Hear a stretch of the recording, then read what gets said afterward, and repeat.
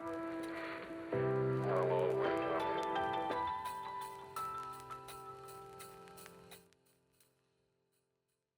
everyone, thank you so much for joining our commercial leasing workshop this morning. If you haven't had a chance to grab some coffee and a pastry, please do. They're going to be in the back corner for the rest of the session. Introducing our amazing moderator, Sierra, who is one of our early Seattle Restored participants, went on to sign her own lease in her space. So she's a font of wisdom. We've got 3 amazing businesses as well who have all followed kind of different pathways to get to where they are now. So we're hoping that that will give you some insight into the sort of conventional and less conventional ways that you can access a commercial space. So please enjoy. Thank you so much. Well, hi everyone. My name is Sierra, and she did give a brief overview of me, but I was a part of the first phase 1 of the Seattle Restored program, and I don't know how much you may know about the Seattle Restored program, but they are filling the vacant storefronts here downtown Seattle with art and these pop-ups, and it's really great because this is my commercial broker who actually helped me secure my long-term lease that I now have in my space, and I literally didn't have to do anything besides say, no, I can't afford that, and yes, I can, and had some wonderful help to do that. And so I'm fortunate to be here and be moderating this panel today. And I'll let each of you briefly introduce yourselves. What do you do for business? What is your story? And I'm Jeanette Macias, CEO and co-founder of Seeking Ferments. We do a variety of gut-healthy fermented drinks. We focus on local sourcing and using whole fruits and herbs in our products. I'm Marissa Figueroa. I am the owner of Bloom Bistro and Grocery, as well as Electric Habitat. I, at my cafe, make fresh baked bagels and have a small grocery section. And my other business, Electric Habitat, I make small batch pickles and hot sauce, which started at farmers markets, and now I sell them just at my storefront. I'm Sally Brock. I own a shop called Fancy. I opened in 2002 downtown on 2nd Avenue. And I'm one of the people that left an empty storefront. And now my shop's over in Madison Valley. But we've been making fine jewelry with recycled precious metals for 22 years now. beautiful. And with both of you, where are you guys currently located? We are currently in Georgetown. Georgetown? I am also in Georgetown. Okay, so both Georgetown and then, okay, beautiful. I'm also on 4th and Union, so Seattle Restored did a great job for me. Okay, this is fantastic. So when did you find your current space that you're in? And can you tell us a bit about your lease, what your lease terms were like, and how that came about with securing your space? Are we all starting? Whoever would like to go Yeah, I'm first. happy to start. Yeah, because you have a really unique situation. So I do. Yeah. I have a really unique kind of lease, and as far as commercial leasing, my building is owned by just a human it's a mixed residential and commercial space, and this couple just owns this one building, and they live also on the premise.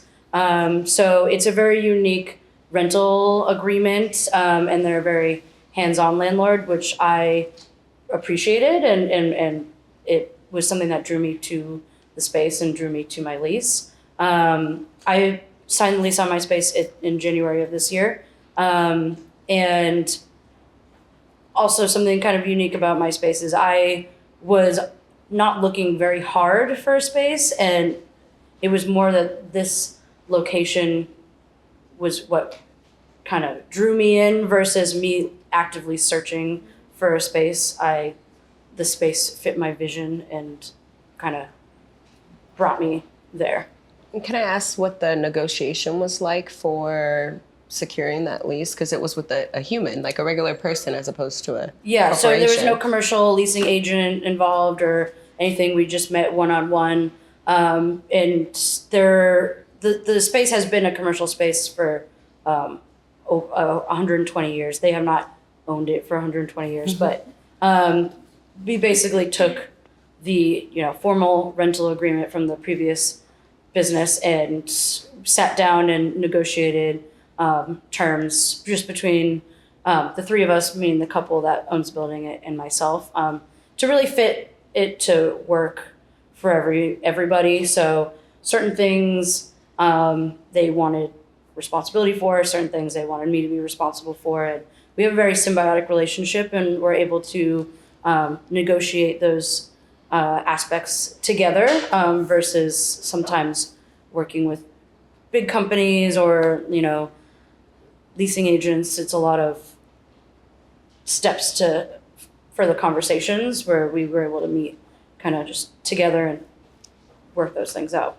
Yeah. And Sally, I heard that your first location before you moved, you might have had a less formal situation going Very on. informal, kind of a handshake agreement. Can you And tell us more about that?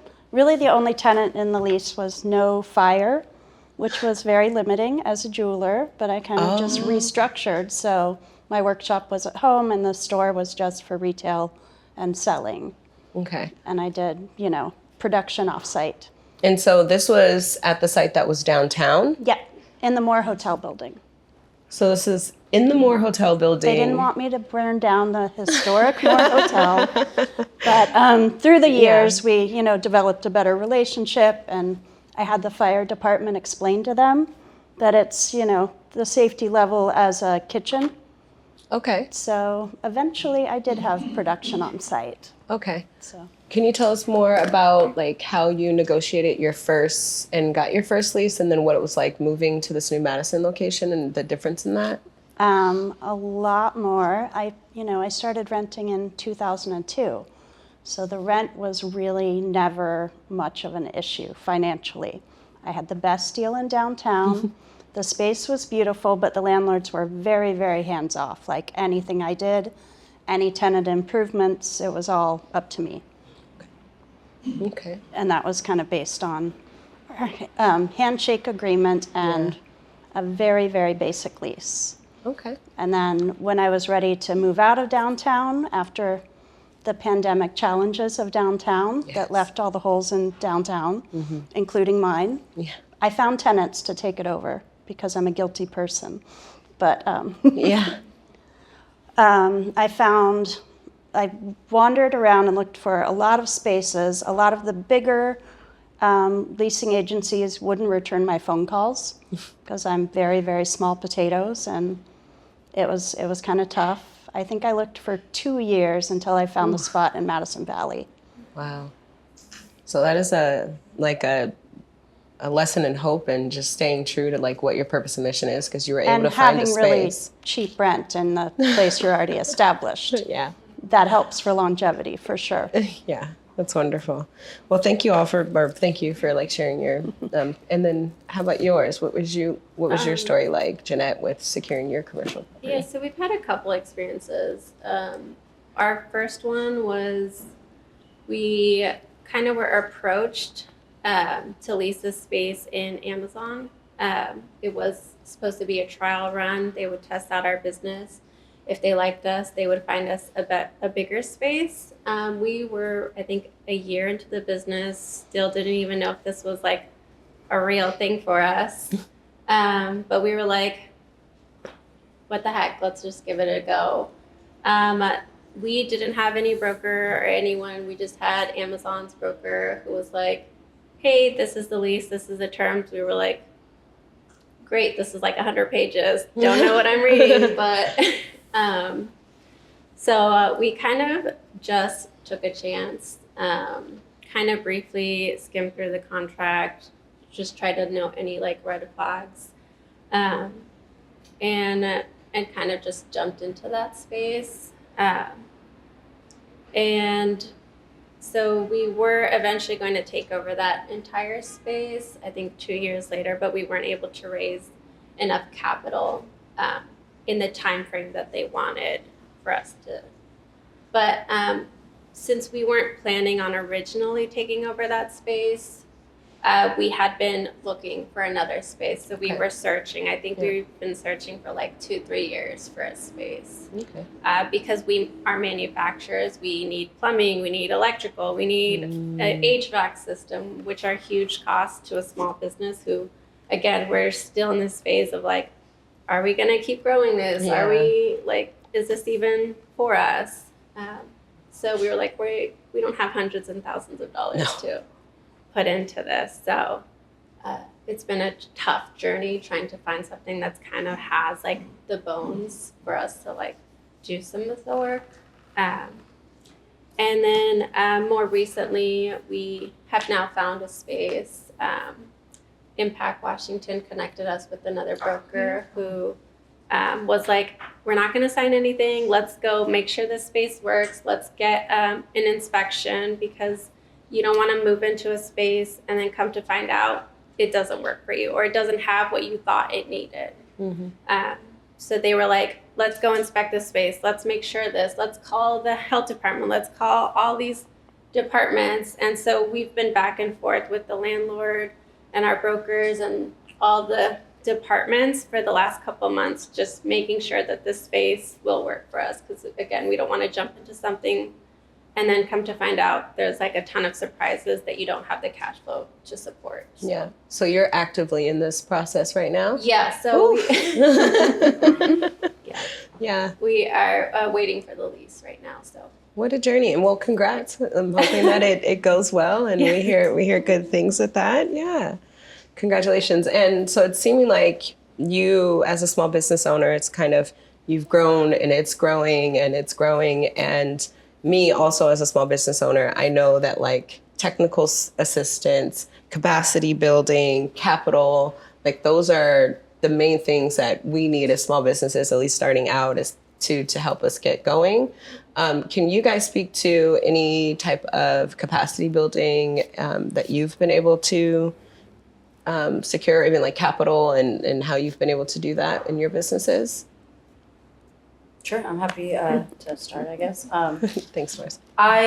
Because of the unique situation where I was not like actively searching very hard when I found my lease, I had been running my business for 4 years or so, but I didn't have the capital that I knew I was going to need to like actually make this next step. So I, instantly went into obviously saving mode, but also I, reached into my community a lot. I did a Kickstarter campaign to start, and those have variant degrees of success. But if you have the strong community built, people like us want to see other people like us succeed. So I was able to grow a lot of capital through that, and also give back to my community with, the reward-based system that they use. But other than that, I was very lucky to be still in business as I was growing or building out my brick and mortar space. I was still able to run my business out of the space I was in previously.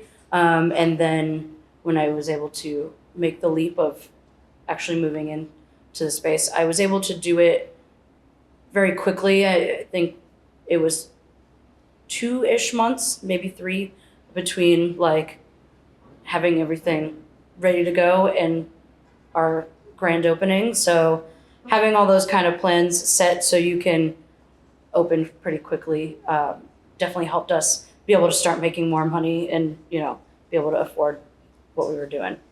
Yeah. How about you, Sally? I'm kind of still in the process of the full build out in my new space. Yeah. But since I knew I was moving, I had, all fixtures that I knew could transplant to the other spot. Mm-hmm. So I had a halfway plan, and now I'm finishing it all out. Okay. So building out a full studio and capital, my business has been operating for 20 years. I have great, repeat customers, and so cash flow was kind of still flowing. And Yeah. of course, I got some EIDL loans too that I get to pay back for a long time. Yeah. Yeah. For us, it's all been self-funded. Again, because food industry, you have to put a lot to get your space up. So we are self-funding and putting in everything back into the business. Also, just reaching out to any like nonprofit. Seattle Restored has been a great resource. Just like getting help with like finding out about different grants or finding out about different programs that the city offers. Like the city offers 10 hours of like architectural help for that. And just again, reaching out to community and trying to pull resources together. Yeah. And I would also add to that, as someone who is like in the trenches right now with building my business, something that has really helped me is getting on all the listservs that you can possibly get on for the city's departments. Get on all of them, because you're going to get all the emails about all the programs and all the grants, all the federal initiatives where they're sending money into the state. You're going to learn where that's all going and who it's going to make those connections so that you can be aware, like, okay, if this business is in alignment with my business and they've just received this funding, how can we partner to build and grow further? So what's been really successful for me and for my business is doing that, getting on those listservs, applying to grants. And as you had mentioned, the City of Seattle offers a program. It's called the ABC program. And write that down if you don't know about it already. You get 10 hours of free small business development consulting, 10 hours of free marketing consulting, and you get 10 hours of free accounting consulting for every business as long as you have a license in the City of Seattle. If you don't, spend the $35, get the license in the City of Seattle and get your free consulting. Because once you make those connections in those areas, you can get into the network with the city and start really taking advantage of the resources, because the infrastructure here is built to really support the small businesses, and OED has been a huge supporter of my business being downtown and really trying to build Seattle. So definitely tap into all of those listservs for the city if you don't already. Yeah, the Office of Economic Development has been really, really helpful. Yeah, it's a matter of, don't feel like I can't reach out to these people, and I can just literally send that email and they will get you to who they can get you to try to make these connections for you. I feel so blessed and lucky to be a part of the Seattle Restored program, because I came in through a program funded by OED. And so as I graduated, I got 30 hours in each of those categories through the Seattle Restored program. And so like having those capacity building services, those technical support services to understand like getting an SOP for your business or how to navigate the commercial real estate, broker process, like they have consultants and folks available to help you do that as well. Paid for by the city. Can you repeat that and how to access that? Yes. So on the City of Seattle's website, there's an ABC program. So if you just Google City of Seattle ABC program. Yes. Jen is here today. She's with the Office of the Oh, I think she just walked to the back a little bit. Oh. But she can talk to people too about the program. So I didn't even see Jen. Yes. Great. Yeah. Perfect. And so as we talked a bit about like raising funding, I know that when we're investing in our business, there's a lot of expenses that can come up. And you're speaking a bit about the difficulties in the food business and having to call like these folks to come out and inspect and stuff. Can you talk a bit about maybe some of the permitting processes that you've had in each of your businesses and how that's impacted your commercial leases? Yeah, so for us, plumbing is a major thing.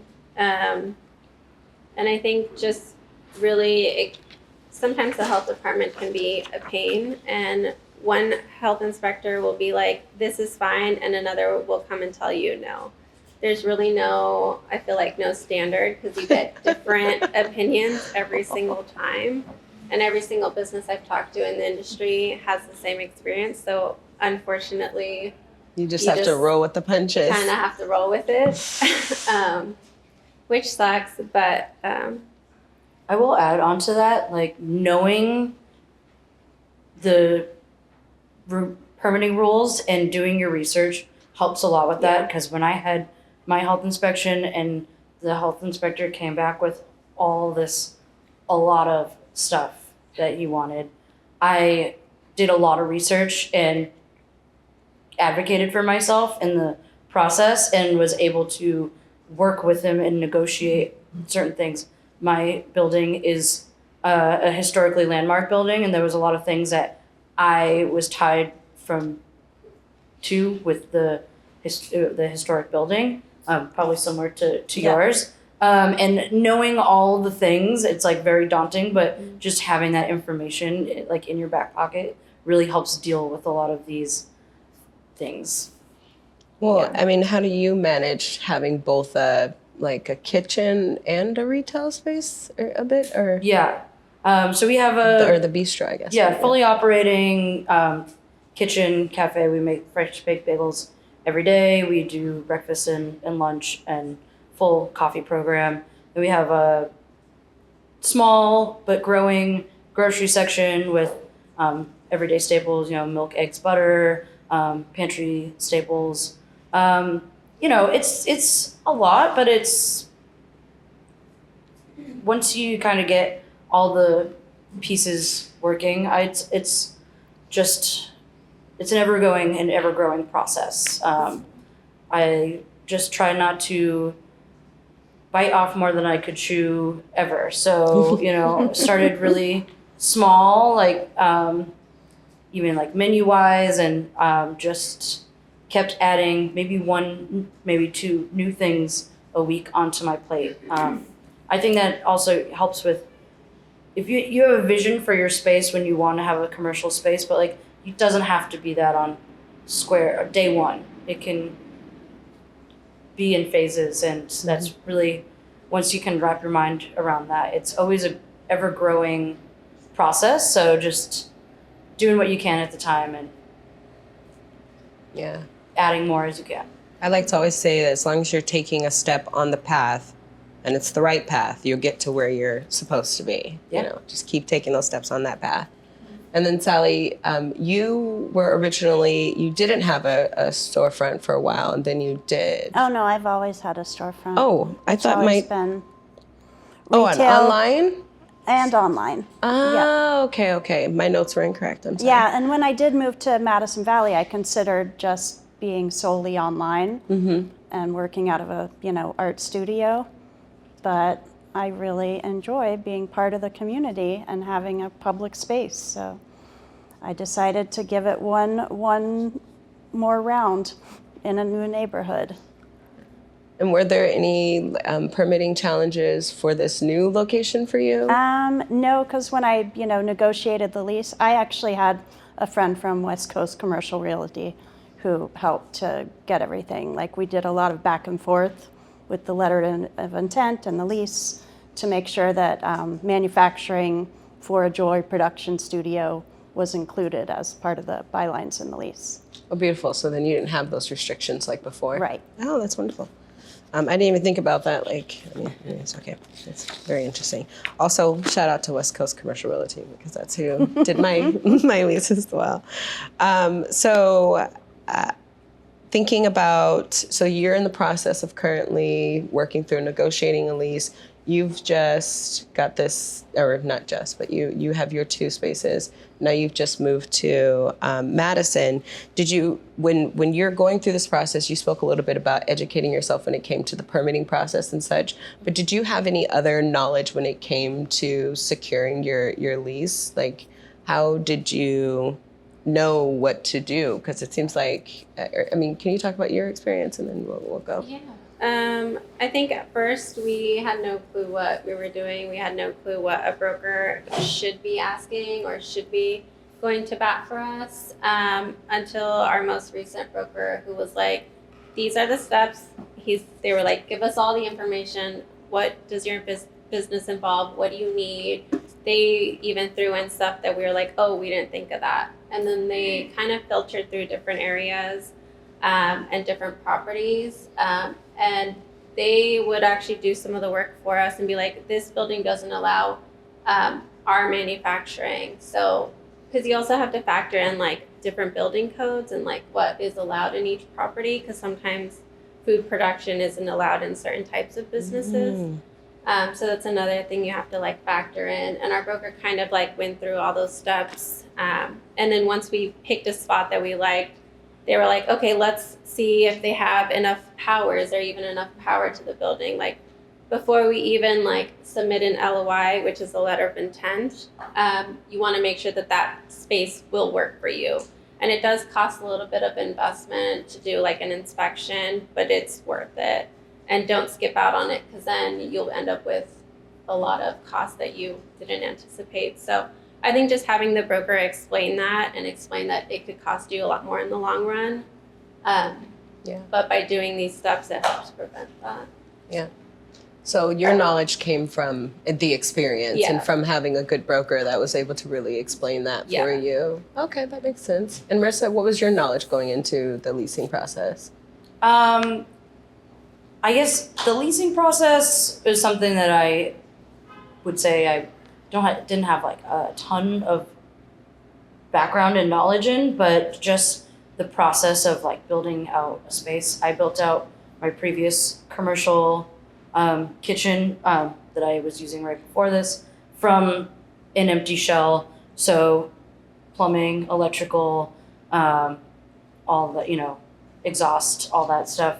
And I had done that a few times at this point. So looking at a space, I was able to look at the space and know kind of exactly what needed to get done as far as all that, and having that knowledge of knowing, okay, well, we're gonna have to, I was not as smart as Jeanette, and I did not check out the electrical in my space, and ended up finding out later on that my entire commercial space only runs on 200 amps of electricity, which is like houses have more than that. It was, I had to end up rewiring the entire space and had to sacrifice a lot of aspects of my business because we just didn't have the capacity electrically wise. So knowing that, but also knowing how to work around those things is something, and adapt is something that really helped me figure this whole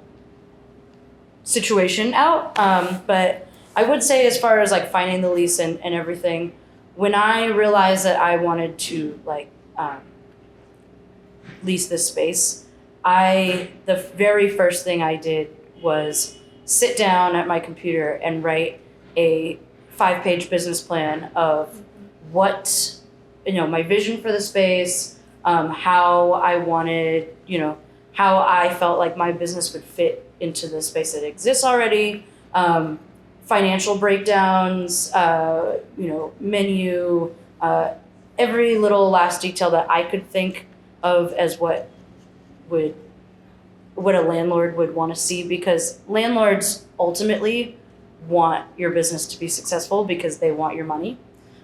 So really just proving that you have a really solid foundation and idea. And I think, there was a lot of people bidding for the space that I had. My landlord has said the one thing that set me apart from all the other candidates was having this very detailed and well thought out business plan that answered all of their questions. I had pictures and just everything. So I would say, for anybody who's like trying to make the first leap, get all the ideas out of your head onto a piece of paper and kind of formulate something like that to be able to help you make those next steps.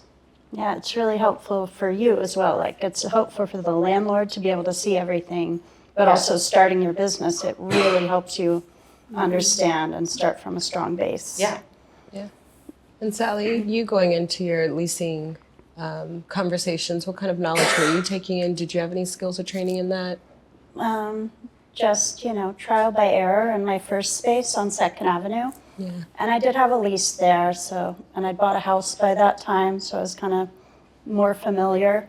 But I already knew, all the equipment and all the electrical.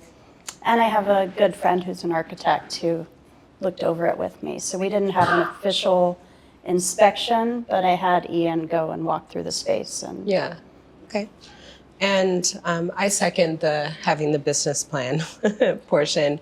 I think when you can show them, what you're wanting to do and bring to that space and how you want to activate and enliven that space, it helps them really create a story and an idea behind what you're trying to do. And if you're intimidated about making a business plan and you've never made a business plan, again, tap into the ABC program, because the business coach that you get can be like, okay, let's go to accounting and get your financial projections, and let's go and get your previous financial information, and how can you do that, and they'll send you to the accountant folks, and then the marketing people to help get that deck and everything beautifully put together, and your branding and your mission and your language, and so then compiling all that into a business plan.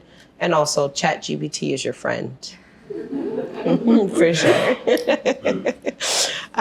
Okay, so the next part of this goes a little bit, we've talked about, again, wanting to show who we are to landlords and kind of building that connection. And I think another part of this also goes into relationship building, because it's my understanding your first commercial lease was built off of a relationship that you had a bit. So can we talk about why relationships matter in business, and if there have been some relationships that have made a really big impact on your business?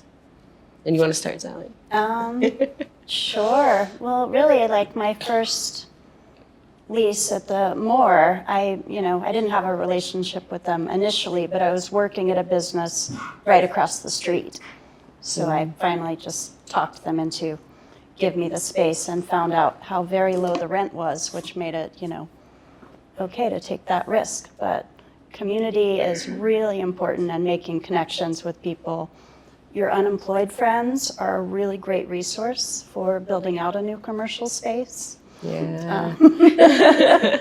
Absolutely. Everyone has some. Absolutely. But just getting to know the owners of the building or some way in is very, very helpful. Yeah. I would just echo, the relationships that, we build is the most vital part of running a small business. I mean, I see a ton of, familiar faces in here. I would just say go to all the things, even if you don't think it's going to fit.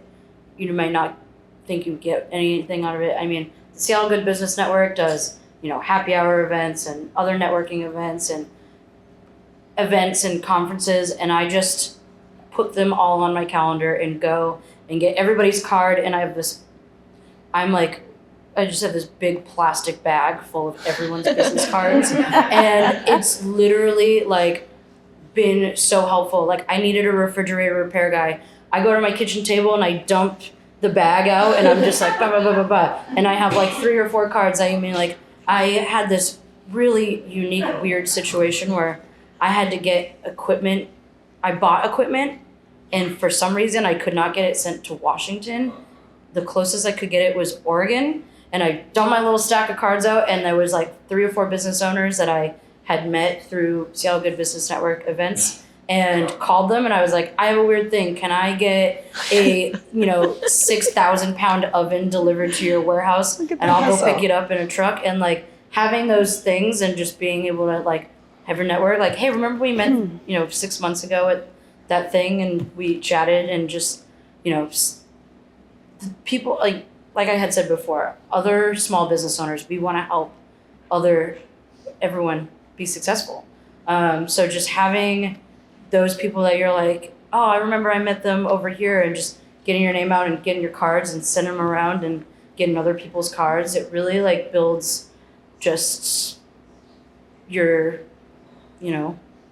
back pocket of just having people that can help you. Even if they can't help you, they can maybe direct you with somebody that can. So I go to all the things. I put them on my calendar, and any networking or anything. Have you been able to leverage any of those partnerships for your commercial leasing? I wouldn't say for my lease in general, but my entire grocery section in the shop is mostly local products, and that has been a really helpful way to be able to source things. I listen to a lot of my customers a lot. They're oh, I really wish, can you get, non-dairy creamer? And just having the connections with other business owners of, being able to stock your shelves or anything like that is just helpful all around, and building your space. And So yeah. What about you, Jenna? Yeah, I think growing up, I was never taught that networking was important. So I would get invited to all these networking events, and I'm like, I don't want to go. I don't want to talk to people. Like, gross. It wasn't until we started the business that we realized how important networking is. You meet so many people that you don't think that would benefit you or help you or any way, or that you even share any interest in, but they're the ones that are like, oh, I actually know this business that, they think of you. And it's like, because they met you. And the more you do these networkings, the more connections you build and the more opportunities. All our wholesale accounts have all been word of mouth. So we haven't done any active sales. They've all come to us because they were like, oh, I tried your product here, or so-and-so recommended you here, or, oh, you met this person and they told me about you. So networking is so important. I would look up networkings that are specific to your industry. That way they will help you, because there's a ton out there. And at first you're going to be like really shy and probably really awkward, but they're all there to talk. So yeah, I mean, just start there. This networking is really important. Another tidbit is go to any event that also targets the same audiences or similar audiences to yours. So going to events that target audiences similar to yours or the same. So for me, I'm a community-based space. And so I would be sure to go out to community events where my audience would be and where I can talk to people who can directly impact my business or who I want them to know about my business directly. So networking is definitely huge for it as well. Okay. A little fun. So what is something, as we're going to end this, and then we'll go into some Q&As, but what is something that you wish you learned when you first got your lease, or as a small business owner, just knowing that like we never stop learning? And so what is a big, something early on maybe that you wish you would have known, or something that you might have just learned really recently and is, with you? I think we had a past experience with another broker who might have been inexperienced, so we didn't know that we needed an inspection. We didn't know that we should call all the permitting departments to make sure that it would work out for us. So I think just knowing that up front before you commit to a space and getting all the facts of the space before you jump into it is very important. But also just understanding your cash flow and understanding what you can and can't afford, and having a financial plan is very important before you even consider jumping into a space. Yeah. I guess, like you said, we're constantly learning every day. So I'm constantly learning about new things. I would say I don't try to reinvent the wheel here. Like, there's a lot of really successful small business owners, and I found in my early days a lot of businesses that I idolized and thought they had great ideas and great companies. A little shout out to Mackie back there. His coffee company, I've been working with them since literal day one of my business, and I was like, they're rad. I'm going to do what they do.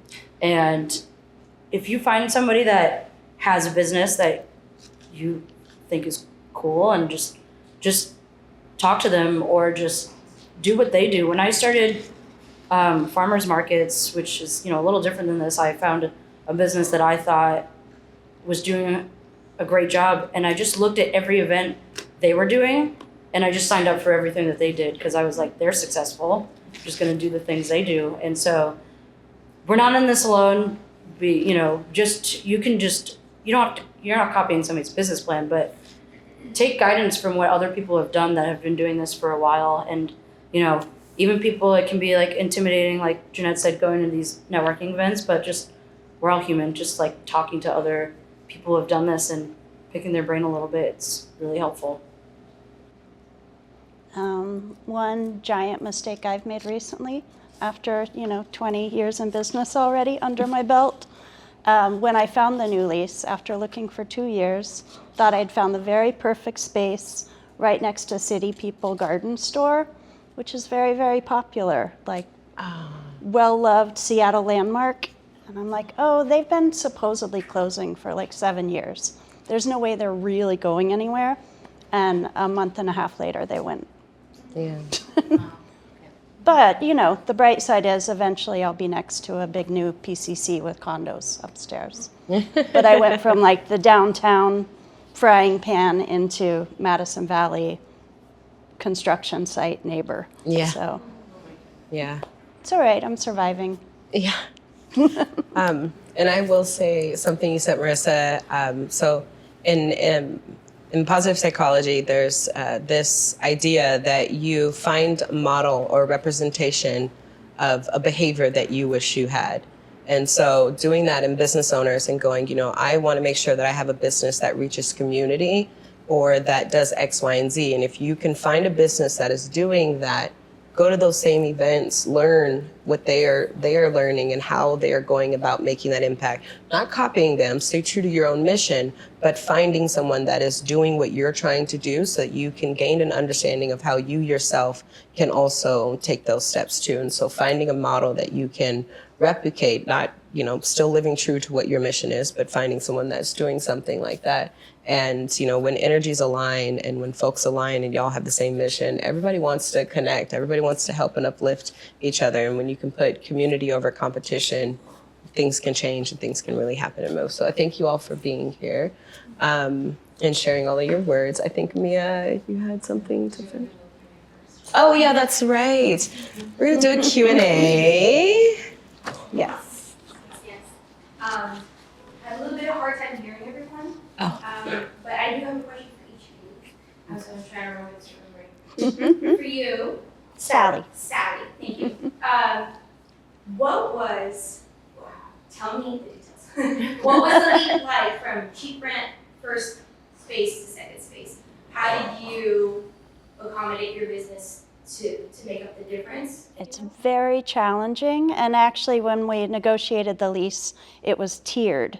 So it started out lower, and then 6 months it goes up a little. So that was part of what we factored in when I was signing a lease at the new spot, was just going from like the cheapest rent you can imagine to like real rent. Yeah.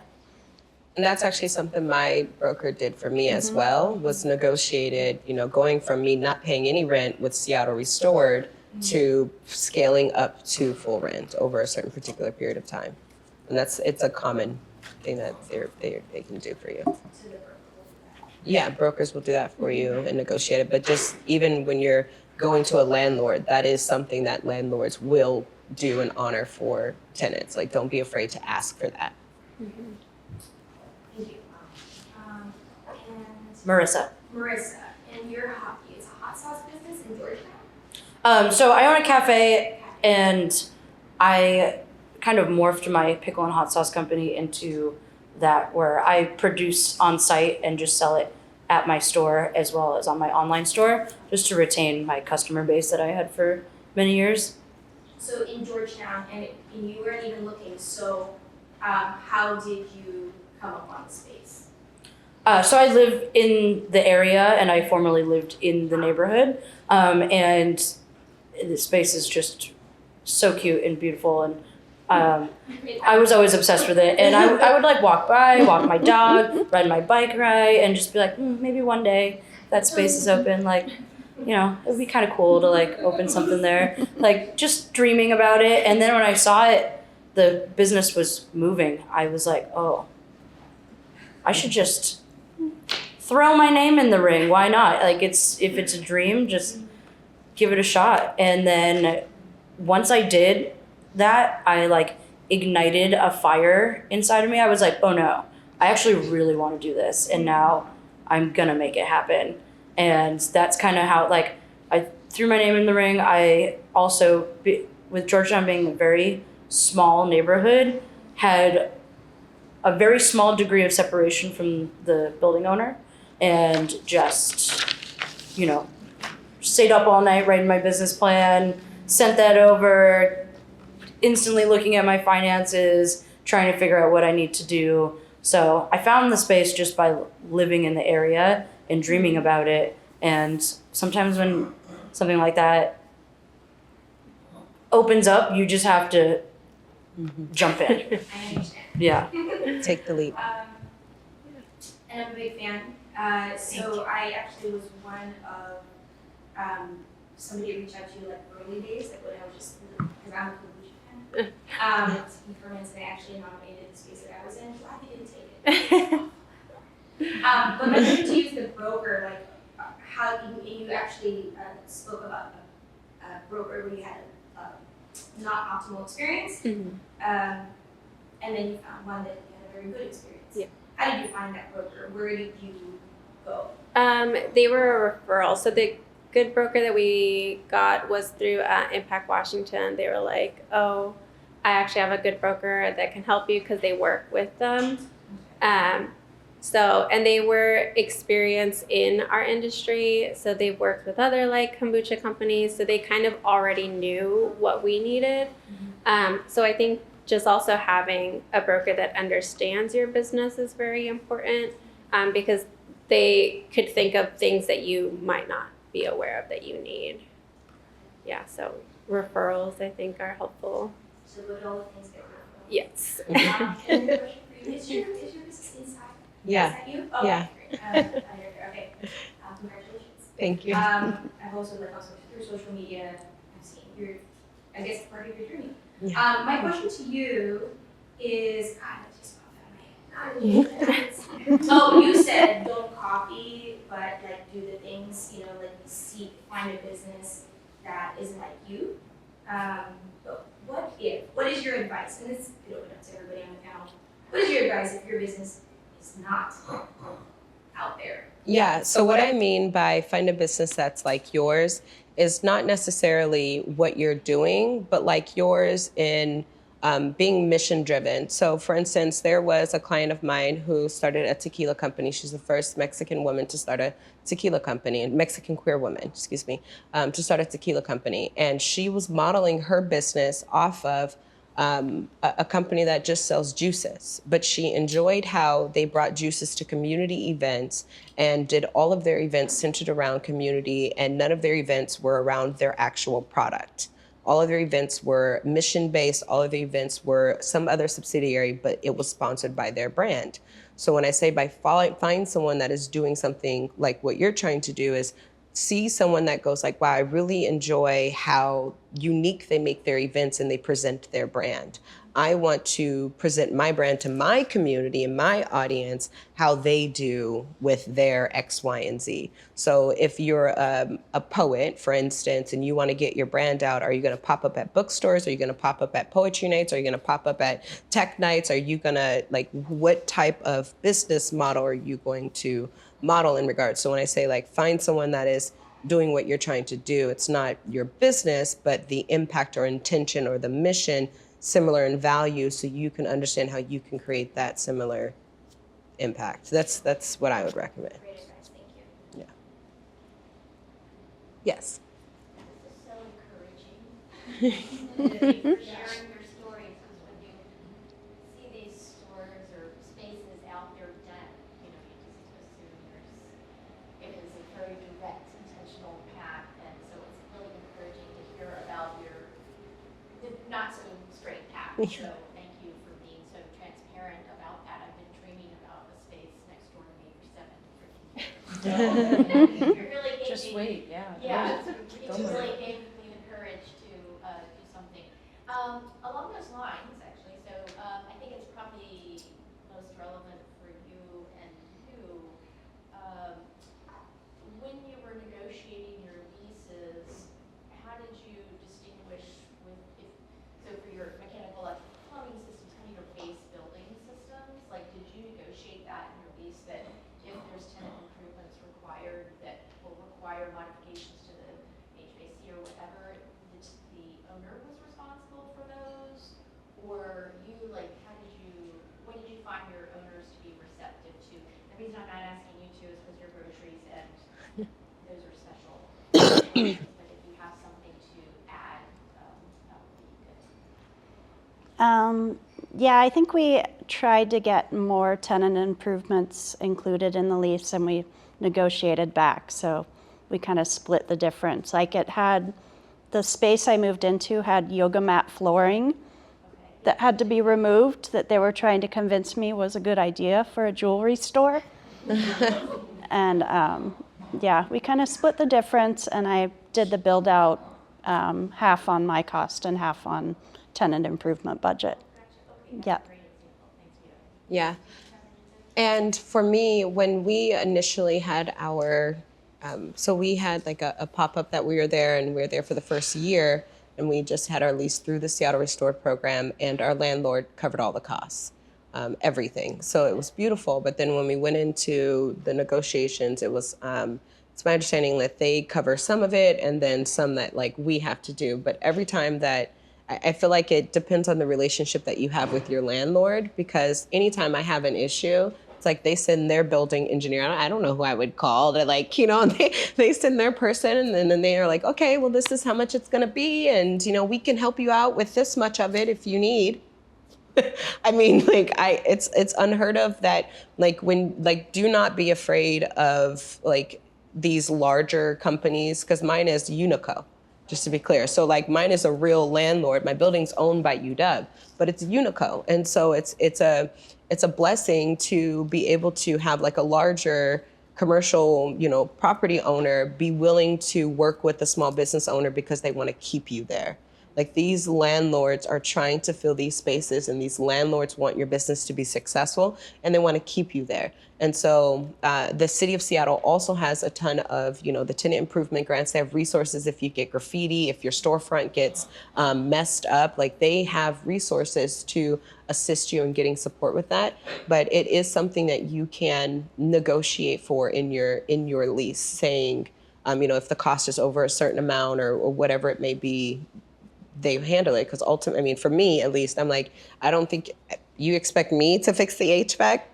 That was here before. Anyways, so long story short, for me, it was great. Yeah. Sorry, one follow-up question. So, because the property I'm downtown, and I think I'm realizing I know your place, and I think so. I'm going to talk some more. Have you had any trouble with broken windows, and if so, who has paid for that replacement? I know the city's program was ended. Yeah. So ironically, we've been in our space for 2.5 years, and the building right next to me is Visions Northwest, and their building is boarded up, and it's gray. It's still boarded up, and it was boarded up since I moved in. And that was something that the landlord was like, we're hoping that'll take it down. You're not thinking of doing anything like that. I'm like, absolutely not. Why would I come downtown to activate downtown and then be boarded up? So what I've come to learn is that when you make yourself a target, you become a target. And so if you're fearful of being broken into and you're boarding up your places, for me, that made them a target. They've been targeted about 7 times since we've been in our space. And we have only once had one guy who was just not there kick our door, the bottom of our door glass, and then just snapped out of it, and just you watched the security, didn't go in, didn't take anything, did nothing. The landlord literally called and was like, we'll have the engineer down tomorrow to fix the door, and just literally just came down and zip boarded up the door. The next day I had a new glass. The landlords don't want their buildings to look like that either, right? The landlords don't want that. And so it's just a matter of advocating for yourself, having those conversations and having those good relationships with them. And, we had some etching on our glass, and the landlord was like, okay, well, let's get film put on this so that if it happens again, we can just peel this film off, put another layer of film on. And so that reduces the cost for them as well. And so those are things that you can negotiate. So we had that put in prior to us signing our lease. So that way, if we had graffiti and their expectation is that we maintain it, the cost is cheaper. I'm just removing a film and getting a film put back on, as opposed to having this etching, buffed out of glass. So we were able to have those things done prior to putting lease terms in where I'm now responsible for graffiti. I think it's a understanding your contract and your lease agreement of who's paying what when things happen. So really getting that in the lease and understanding of who's paying what will help you from knowing if that's your cost or if that's the landlord's cost. And I think with like getting free rents or tenant improvements, it all comes down to like a financial aspect. So if you're trying to negotiate a cheaper rent, that might take away from the like tenant improvement from the 3 months free rent for renovations kind of thing. So just factoring in that will also play into it.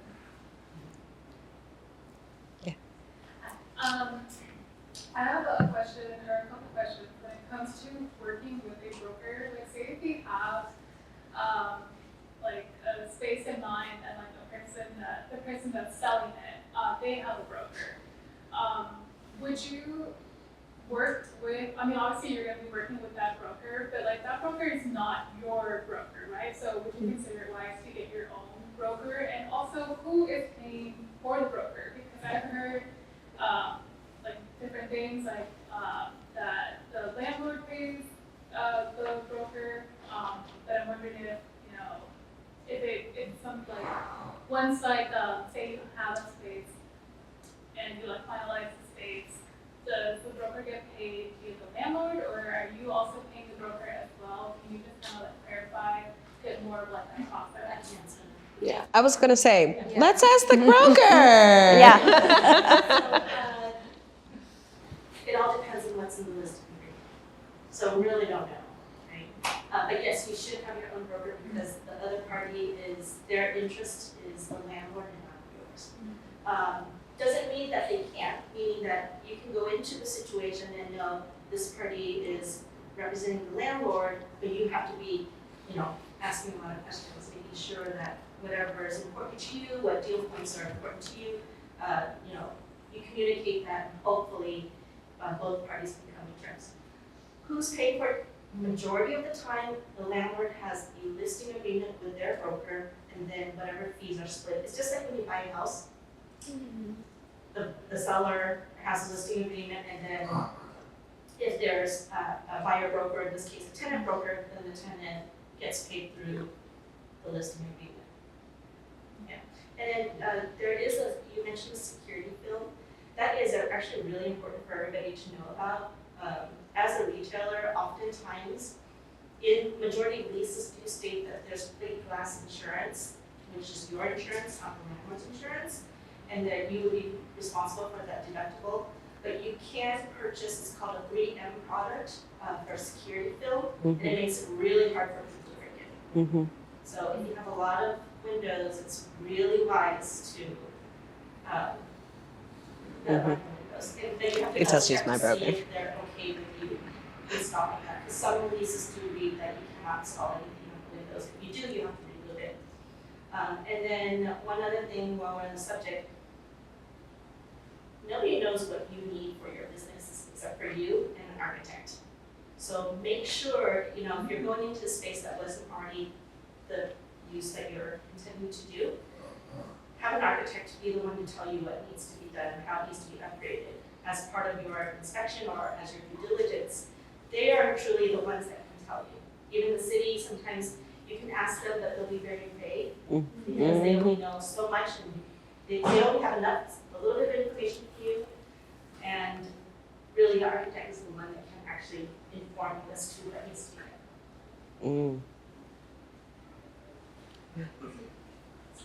done.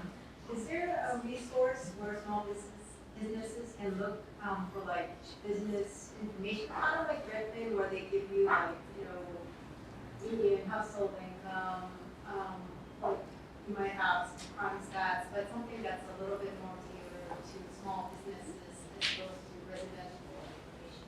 I think LoopNet is the closest I've seen, but LoopNet? They don't really offer, I guess I'd love to see a website that has like, what's the base rent or like typical average rent for this neighborhood versus this neighborhood. I mean, I guess you can kind of get the feeling by like clicking on all the listings, Yeah. but it's a lot more work. And then Yeah. kind of be able to see how many, vandalism cases were in this neighborhood versus this neighborhood. Like, I wonder. Any techies in here want to start a company and an app? Seattle Public Library Business Services, and they can walk you through it and Oh, with a human, and they help me figure all that out. wonderful, great. I was just gonna say, like, outside of doing like a full market analysis type thing, I'm like, I have no idea if it's in a like a website, so it's a great idea. Yes. I have a second question. So when you're starting out, I feel like I don't want to tie myself to one space for a super long period of time, but I understand you might have a little more leverage if it's like a longer term lease versus like, so if you're looking for something super short term, like, are there places you can look for sublease and, try out that area or neighborhood? My recommendation is to apply for the Seattle Restored program. Like they have a pop-up program and they have a 3-year long-term lease program where they pay $25,000 towards your lease over those 3 years. So if you have a business idea, whenever those applications open up next, highly recommend that you apply to that program, because that's how I got my start, and now I'm able to create something really sustainable and make an impact on my community. Like, they believed in a dream, and I didn't have a business prior to this. I wasn't going to markets, I didn't have pop-ups. Like, I had a dream, and they believed in it, and now I'm able to like live that every day. So definitely the Seattle Restored program is somewhere where you can get a taste test of what it's like. But also, what's really interesting is that I've seen some commercial real estates have pop-ups advertised. So some of these malls and these, if you look, they have 3-month pop-up leasing. So I would Google it. Yeah, Pike Place. That's what I was going to say. Pike Place for sure. So I would Google, pop-up leases Seattle, and see what shows. In addition to Seattle Restored, like, they're going to pay you and get more resources. But if you want to do it, bootstrapped, I've definitely seen signs. If anyone else knows resources, say. I don't know about that, but I would say, like, one thing that was really beneficial was actually building my business in a neighborhood I was already extremely familiar with. Because I did work with a commercial broker for a while, and then I kind of put it to sleep because I kept getting showed places in Ballard and Cap Hill, and like, those were great, and there was absolutely nothing wrong with them, but I just I wasn't familiar with the neighborhood, and it was really hard for me to have my vision, like, see my vision in these particular neighborhoods. Being in a neighborhood that I've lived in and am very familiar with and know some of the other businesses there really helped me form my vision. So it might be worth it to kind of narrow your search into places that are a bit more familiar to you and your knowledge, so that those things are kind of things you already know. I have a money question, because I think small businesses, we're all looking at getting started. It takes money. So. And I'm hearing that there are grants, federal grants, and the Restore Seattle program, and crowdsourcing and loans, and you mentioned Amazon, and I wasn't sure what you meant. Do you work at Amazon? Did you have your own capital, or was there a program through Amazon that was business? Or what did you mean by that? I don't know if it's like a public program. It was referred. Someone referred me to Amazon because they had gotten in their space, and then they approached me saying, hey, we have this like trial program for a space. It's already built out. So we moved into an already built out space, and then just kind of tried it through that. So we had to pay for an architect. So that was kind of like the biggest cost that we had. But the build out was already done. Other than that, it was funded through them. Where was that space? It was in South Lake Union.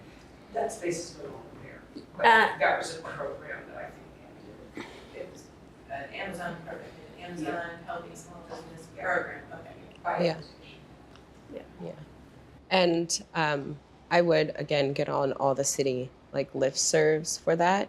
Getting on all the city listservs so that you can get aware of like when, because there's federal money coming into here to support us. There's all kinds of money that's coming into our city with tax dollars and that are being advocated for the infrastructure here in Seattle. So if you're getting, on those lists, and do not be deterred from applying because maybe you're like, oh, like my story may not be so well, or I haven't put this together as pretty or whatever, because I've been blown away by what I was able to even actually get by just simply applying. And, if you're feeling any type of whatever, just chat GPT, honestly. Like, put that in, go, this is what I'm trying to say. This is the section of my business plan. Can you help me make this make sense? And paste, and it's going to be like, beautiful. And you're like, thank you. Don't be telling anybody my actual secrets here now. But really, because it helps, like, when you're getting all your thoughts out and, you want to make sure that you're touching on the points that the grant is specifically asking for. If this is my tidbit for grants, is if you're going for a grant, create something that is a start and an end date to whatever you're proposing for this grant. So it needs to be, very outlined of like when this begins, how the fund's being used, and when it's going to end. Because the open-ended stuff, it's really uncertain for people when they're doing grants. But if you can be very clear, like this program, I want to use these funds starting in January to build capacity for this, and then we want to launch whenever, whatever, and have an end date to that. Grant people love end dates. I don't know what it is, but give an end date and they're like, hallelujah, we know then when these funds are going to be spent, when it's going to be end, and when we can close this off our books and support. So, yeah. I do want to add one thing. I was a financial consultant before running my own business, so I think understanding your true costs is going to help you in the long run. What I mean by true cost is you have to factor in your pricing. If you're looking for a space, how much can you produce out of that space? Do you know how much you can produce? How much does your equipment take up? What do you need? And how much can you make out of that space? Will you outgrow it in a year or two? Will that cost you more money in the long run? Factoring in your rent, your business insurance, and all your other costs into your pricing. I think a lot of businesses starting off just think like, oh, it's just the materials that it costs to make it. But no. You have to factor in your rent, you have to factor in employee wages, you have to factor in your business insurance and all the other operating costs that go into that. And I think that's what kind of tends to fail a lot of businesses because they don't factor in those costs from the beginning and before they know it, they're losing money. And so I think if you start off with factoring in that and knowing how much you can produce out of 1,000 square feet, that'll help you in the long run for securing a space. You know how long it'll take you to grow into it or grow out of it. Yeah, I 100% agree because when I structured my business, when I was going up to figure out how much I can actually afford, I looked at what were our current programs and how much we were making from that. And if I was to scale up, like indubitably, it didn't matter if we did no other events except for our 2 main ones a year, 2 main ones a month, how much could I afford for rent? And that having that clear as day for me and knowing what my expenses were clear as day, I knew what I could afford from starting so that now that I've grown, I'm able to see what I can afford moving forward. And so just having a real clear understanding of where your money has gone previously and all of those expenditures, and then being able to clearly forecast your future and forecasting with your current expenses staying as they are, and having a beautiful Excel spreadsheet. Again, the ABC program did this, okay? I didn't go to business school. Well, I did go to business school, but I didn't learn all of this in school. I learned it through the ABC program. So really tap into those resources. I just want to mention one thing real quick on finances. As a person who had a successful Kickstarter project, it seems very like, oh, easy money. Like I just make this little thing and then everyone gives me their money. But it's very, very rare to meet your goal through crowdsourcing. I had a friend that was a former employee of Kickstarter that I hired to help me build my page. She helped me write everything out. I hired a professional videographer to make, my sourcing video. Had my graphic designer build out all my graphic design prior to building this campaign. That was a huge, it cost me a lot to make that. And one thing that the consultant I had hired had mentioned was imagine that everyone donated $1. Like, how many people are you going to need? So, just imagine that everyone's going to do the base donation. So, if I wanted to raise 15,000, you need to be able to have a network big enough to reach out at least 15,000 people, whatever your goal is, to have a successful campaign. And it's a lot of hard work to build those finances. But it can be successful if you kind of take those steps to do it in that way.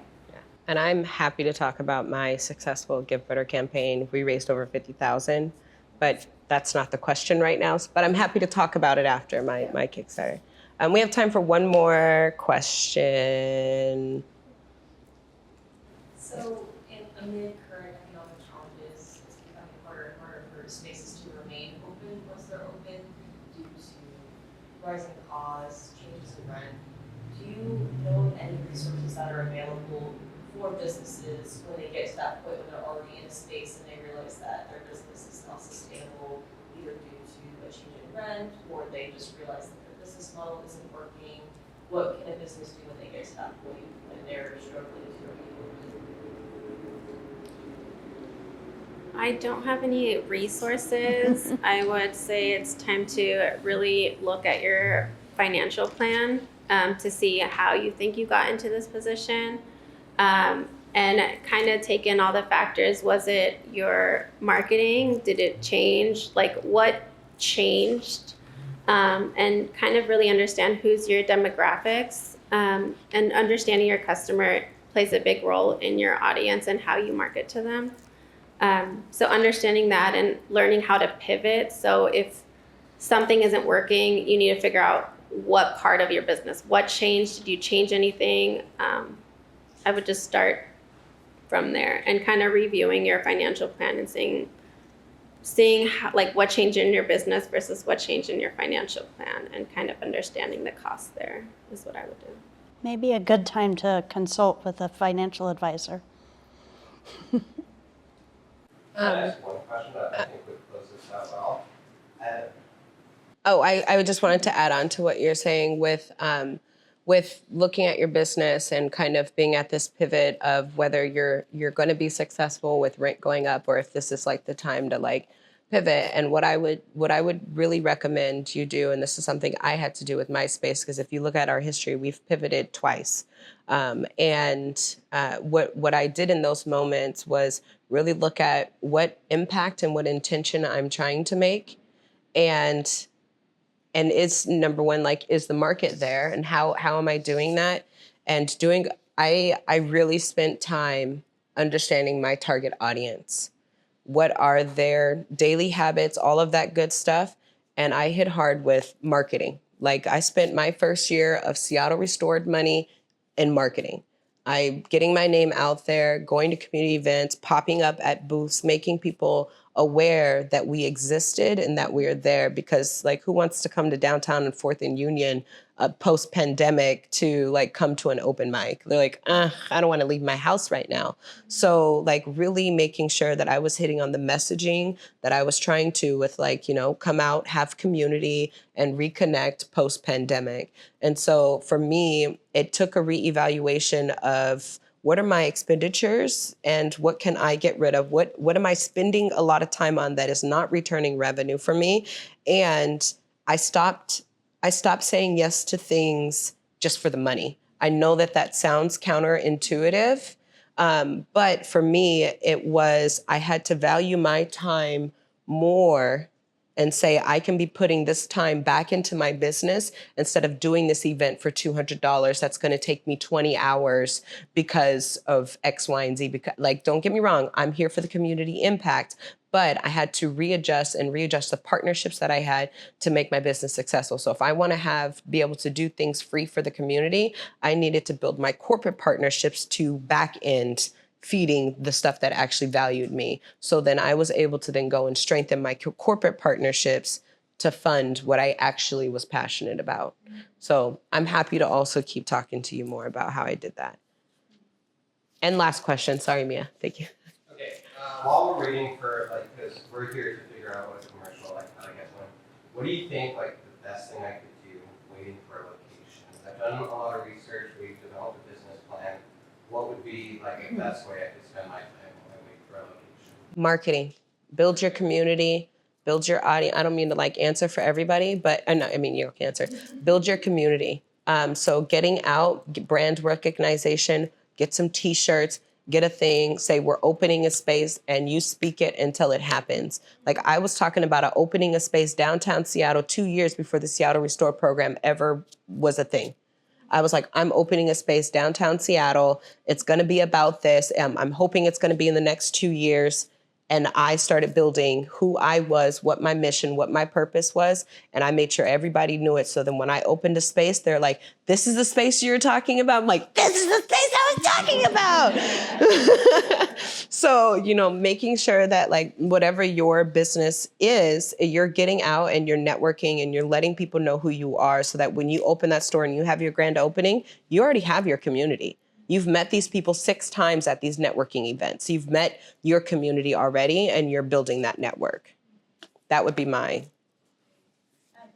Yeah, I think that's a great way to put it. Thank you.